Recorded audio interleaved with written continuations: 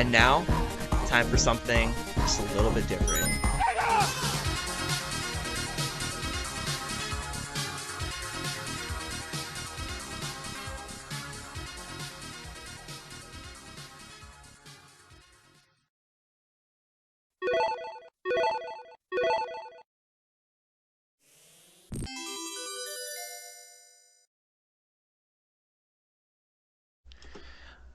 Alright, welcome to Friday Morning Cartoons.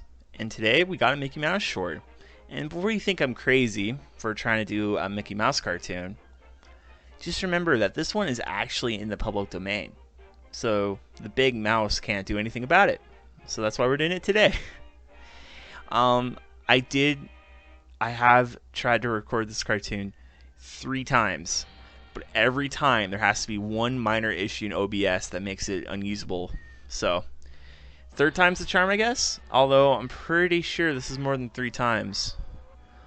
Also, I can't really tell, but I think that picture above his bed there, I think that's supposed to be Minnie. Oh, maybe not. Maybe it's just Mickey.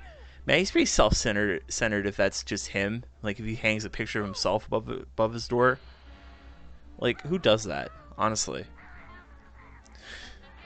So another thing I need to bring up is that the reason this cartoon was probably made was because at the time horror films were becoming really popular. You have all the Bela Lugosi films that are coming out around the time, like Dracula, Murders in the Rue Morgue, White Zombie, and I'm trying to think of the other one, but I can't think of it at the moment. You got Boris Karloff and Frankenstein. The Black Cat and the Raven would be coming out, or out. No, they wouldn't be out yet. The Invisible Man, all the Lon Chaney films that came out a couple years ago at this point. Like, horror films are becoming really a big industry for Universal especially. So this is Disney's take. And I mean, they were never really shy about having dark imagery in their cartoons, despite what you might think of them now. Also, this is an effect that's probably stolen right out of the Fleischer studio. They were doing lots of similar things to this way before Mickey started doing it. In fact, they definitely did it way less. I'm just trying to hope that I don't like retread what I said too many times the last couple times, but you know, when you have points you gotta make, you gotta just, you know, say it. So you just got what you deserve there. I'm also sorry if this print's a little bit worn out compared to the newest version that's available. You know, I only have access to what I can afford or whatever, right? So this is the best I can do for you guys as of right now. It's still an okay print. Like, you can see what's going on. And another reason I know about this cartoon in particular is because when I was a little kid, I played a lot of the Sega Genesis game Mickey Mania. Timeless Adventures of Mickey Mouse, and in that game, you go through different levels that are based on different short films during his career, and the Mad Doctor just happens to be one of the 6 or 7 that was chosen for reference. It's a really fun level too. Game overall, I think, is a little harder than average, but it's still a really fun game.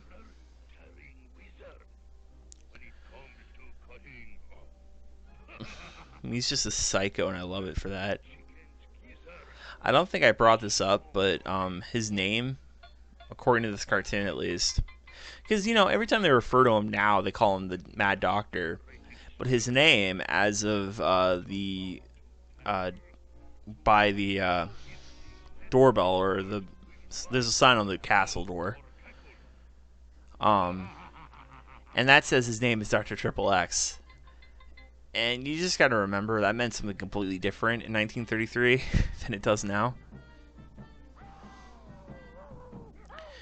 Well, Pluto, I don't think you're going to live very long if your body's doing stuff like that. I mean, honestly.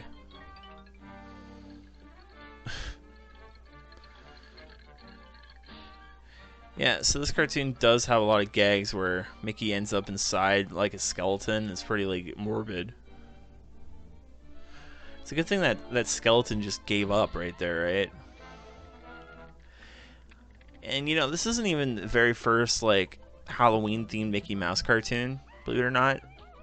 Because I think the first Silly Symphony is the one where everybody gets those that spooky, scary skeleton animation loop from, and that's not a Mickey Mouse, but there's another one that's basically kind of similar to it. I'm struggling to remember the name of it. I apologize.